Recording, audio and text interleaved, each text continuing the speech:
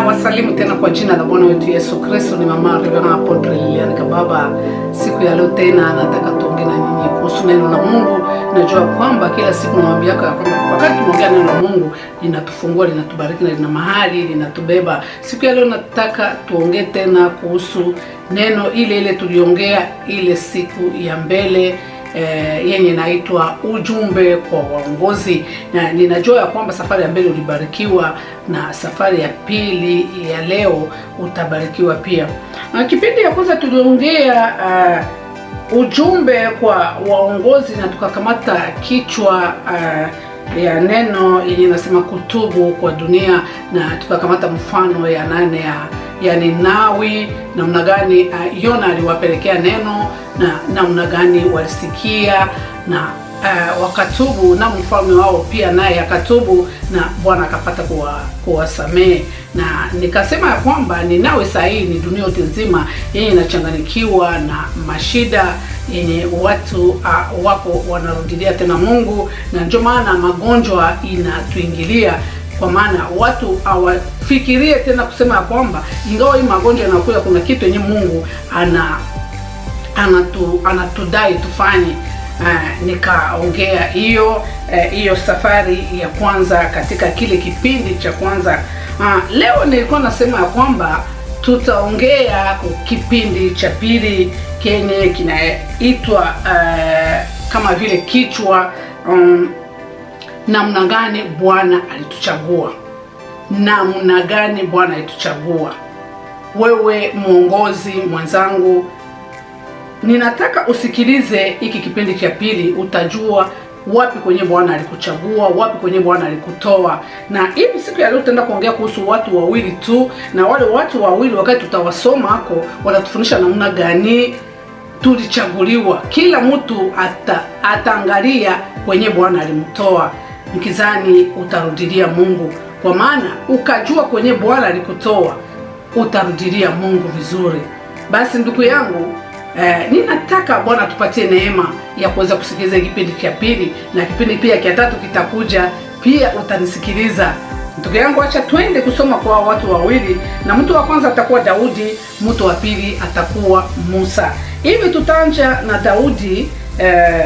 Taenda kusoma katika Zaburi 78 mstari ya 17 mpaka 72. Hivi acha tusome kwa jina la Bwana wetu Yesu Kristo. Biblia inasema nini? Biblia inasema ya kwamba akamchukua Daudi mtumishi wake, akamuondoa katika mazizi ya kondoo. Ile ndio 17. Bwana alienda kumchukua. Alimchukua mahali yenye alikuwa mpori, alikuwa anachunga kondoo, akamtoa huko katikati ya pori, katikati ya mazizi ya kondoo. Ndio vile Biblia inatuambia nile katika mstari wa 71 inasema ya kwamba nyuma ya kondoo wanyonyeshao alimuondoa, awachunge Yakobo watu wake na Israeli urithi wake. Bwana alienda kumtoa huko nyuma ya kondoo wanyonyeshao. Ni kusema ya kwamba halikuwa anachunga makondoo zenye ziko zinanyonyesha, kujua namna gani watakula, kujua namna gani kondoo vitoto vya kondoo vitapata maziwa. Hiyo ndio ilikuwa kazi ya Daudi katikati ya pori huko, katika mazizi ya kondoo. Bwana akamtoa huko.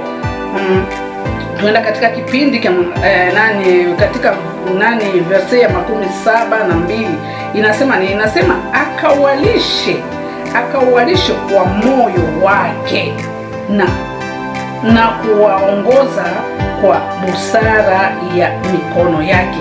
Akawalishe kwa moyo wake, ndio kitu ya kwanza.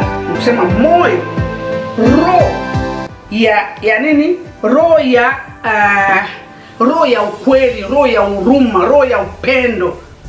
Njoo hiyo, akawalishe kwa moyo wake, moyo mzuri na mikono yenye kuwa na busara, mikono ya akili. Bwana alimtoa huko. Unaona kwenye Daudi walimtoa.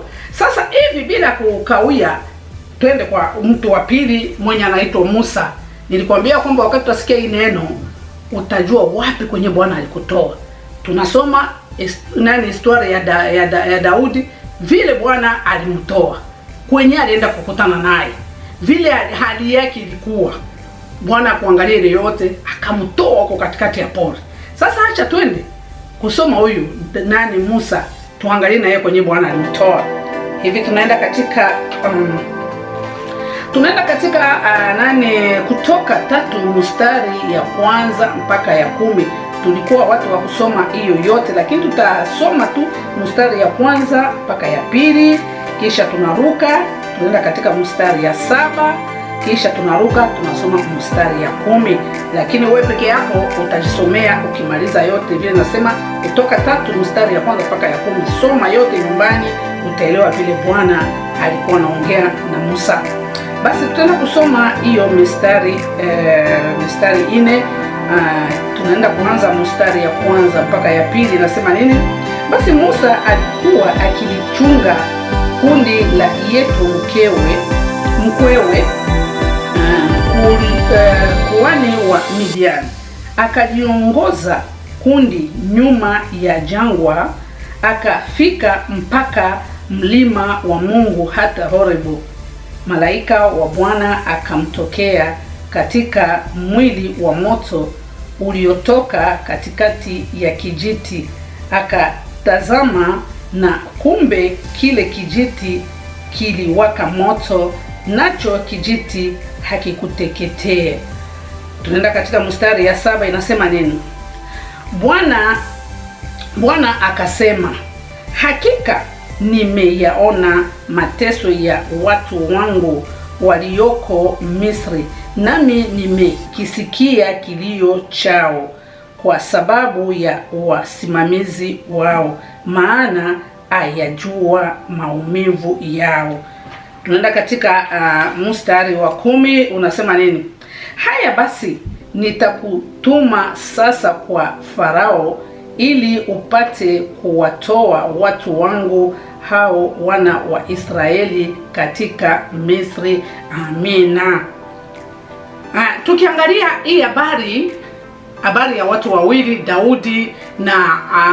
Daudi na Musa, wote kufatana na vile tunasoma habari yao iko kama habari yenye inafanana. Kuangalia vile Daudi alikuwa anachunga kondoo, Biblia inasema walimtosha katikati ya mazizi ya kondoo, nyuma ya kondoo wanyonyeshao. Alikuwa kwa kupori kondoo waifugie kumugini. Ndio siku hizi wanafuga kondoo kumugini, lakini ufugo nzuri inakuwa kwa pori. Wenyewe wanafanya maferme, wanajua ya kwamba wanafugia kondoo ama mbuzi ama ngombe, wanaifuga kuferme, kusema kupori. Huko ndio kwenye walitoa Daudi. Tukiangalia story nao ya ya Musa, naye walimkutana, alikuwa karibu kupori huko, naweza kusema karibu na mlima ya Mungu, ndio alikuwa akichunga na yeye kondoo. Unaona, nimekuambia ya kwamba habari yao inafanana. Sasa wewe ukipiga picha, Mungu alikutoa wapi? Unaweza kuwa ulikuwa mtoto wa maskini au ulikuwa mtoto wa tajiri. Ndio, wengine wanakutiwa wako watoto wa tajiri, lakini wengi waongozi sio watoto wa tajiri. Mungu anamuogota tu katika pori. Tukiangalia babake na Daudi, halikuwa tu yake tu mtu kama kawaida. Lakini kuangalia vile Daudi alizaliwa mtumbu ya baba yake na mama yake, yeye alikuwa mtoto wa 7 na yeye alikuwa mtoto wa mwisho. Alikuwa na wandugu yake wakubwa wanono, wale washama, wale Abinadab, walikuwa hapo, na wale ukiwaangalia unasema kweli hao walikuwa wanastahili. Hata siku yenyewe Musa naweza kusema Samuel alienda kumtia Daudi mafuta, walimuletea baba, alimuletea wale wakubwa. Hakufikiria hata kwa Daudi, hakufikiria. Lakini Mungu alimwambia Samuel ya kwamba usiangalie hali yao. Usiangalie hali yao, sikuwachagua, mwenyewe alichagua hapo. Uko unaona? Angalia kwenye Mungu alikuchagua. Sijue mjamaa yenu huko mtoto wangapi. Angalia kwenye Mungu alikuchagua. Mtumbu ya baba yako na mama yako huko mtoto wangapi? Kwa nini waliacha wengine? Wanakuchagua tu wewe kujamaa yenu, wanakuchagua tu wewe kutumbu yenu, wanakuchagua tu wewe kunani naweza kusema ku village yenu, wanakuchagua tu wewe ku vile yenu. Angalia watu wenye ulipingana nao, angalia wenye ulipingana nao katika vote, balikuwa wangapi? Usiseme ya kwamba ni pesa yako ndio ilikuchagua. Kufuatana Warumi 13 mstari ya kwanza inasema ya kwamba hakuna ukubwa yenye itokake mbinguni. Ni Mungu ndio anachaguaka. Kama vile semanga tena safari ya mbele ya kwamba hii yenye tunachagua hapa duniani ni kuremplir maformalite tu, lakini ni Mungu ndio anachaguaka. Sasa piga picha huku nyuma kwenye ulitoka. We muongozi mwanzangu, we unaitiwa roi, unaitiwa nani president, unaitiwa ministre, unaitiwa depute, unaitiwa bishop, archbishop, sijue pasteur, evangeliste, apotre, profete. Piga picha kujamaa yenu, wewe ulikuwa mtoto wangapi? Angalia wenyewe ulikuwa unacheza nao, wale wenyewe ulikuwa unacheza nao wakati ulikuwa mtoto. Mlikuwa sengine nyinyi wote hamkuwa na nguo, lakini Bwana anaenda anakuchagua. Iko kama vile mtu anatupa ndoani mmaji, ananyangula samaki lumoya. Kuko samaki mingi, ananyangula samaki moja. Uko unaona? Sasa wewe ukipiga picha kuangalia kule kwenye Bwana alikutoa, nikizani hauwezi kufanya vituko, hauwezi kufanya vituko. Bwana anakubariki, Bwana anakuchagua, anakutia mahali huko. Biblia inasema ya kwamba alimchagua Daudi. Alimchagua Daudi aongoze watu wake, watu wa Mungu. Wale watu wenyewe unaongoza ni watu wa Mungu, sio watu wako, ni watu wa Mungu. Wakati uko na uongozi, inahitaji uongozi katika uoga ya Mungu. Wakati uko na uongozi, inahitaji uongozi katika upendo. Wakati uko na uongozi, inahitaji uwasikilie huruma.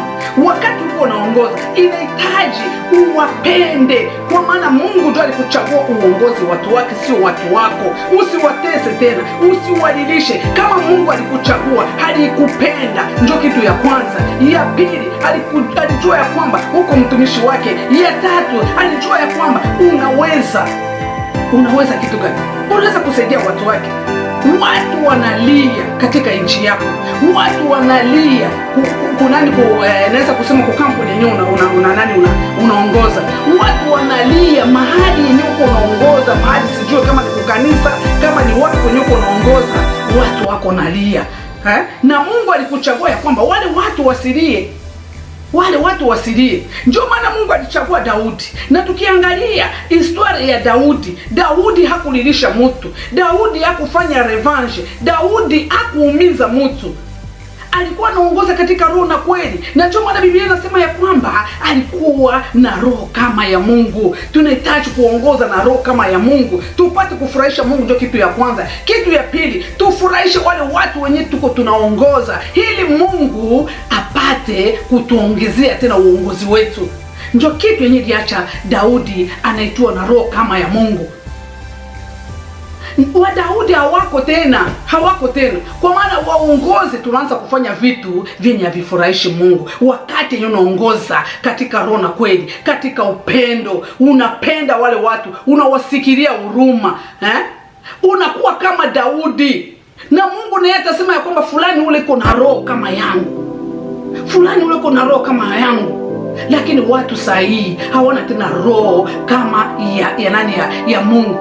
Ile roho ya Mungu inatokea mkufanya vitu vizuri. Wakati Mungu anakuchagua, najua kwamba watu wake wanateseka. Sasa vile anakutia pale, kama vile nilikwambia kwamba alikupenda, nikakwambia kwamba alikupenda, alikuona ya kwamba unaweza, aliona ya kwamba uko mtumishi wake, ndio maana alikutia pale, na akasema nikimtia huyu kweli ataongoza watu wangu bila kuwaumiza. Hapana kuumiza watu wa Mungu wenye Mungu alikupatia. Walikuwa wanalia sana, ndio maana Mungu alikuchagua uende watoe katika hiyo kulia. Walimchagua na nani Musa aende Misri, kwa maana watu wa Misri walikuwa natesa sana watoto wa Israeli. Aende huko awatoe katika hiyo kulia, katika hiyo malalamiko. Mtumishi mwenzangu, wakati yenyewe Mungu anakuchagua, anataka utoe watu wake katika malalamiko. Wenyewe wakukuwa na nguo wapatie nguo, wenyewe wakukuwa na matunzo wapatie matunzo, wenyewe wana chakula wapatie chakula, wenyewe walikuwa wanakosa nyumba uwajengee manyumba. Ndio maana Mungu alikutia hapo kuwe kichwa, ili uongoze katika upendo, katika roho na kweli, na Bwana kufurahia, aseme ya kwamba uko na roho kama yangu. Ndio vile alimwambia Daudi ya kwamba iko na roho kama yake, kwa maana alikuwa anaongoza selo Mungu, alikuwa anaongoza kama Mungu.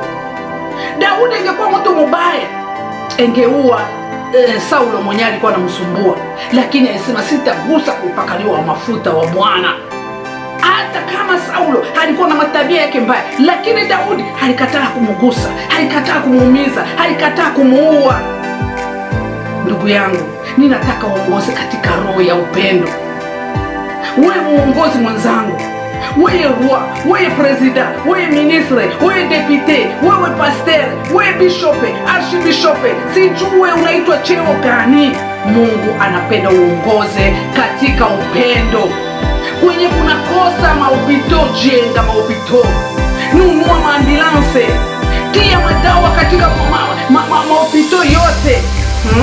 Saidia wa maskini, wa mama wanakufa kuzaa, wa mama wanakufa saa ya kuzaa, wa mama wanawaviole, wanawatesa watoto waende kwa masomo. Jenga masomo ya watoto, Bwana atakubariki. Nataka kukwambia hili ipate kusaidia wewe muongozi mwenzangu mahali kwenye huko. Kama uko pastor, Mungu anakupatia kondoo, ongoza hiyo kondoo katika roho na kweli.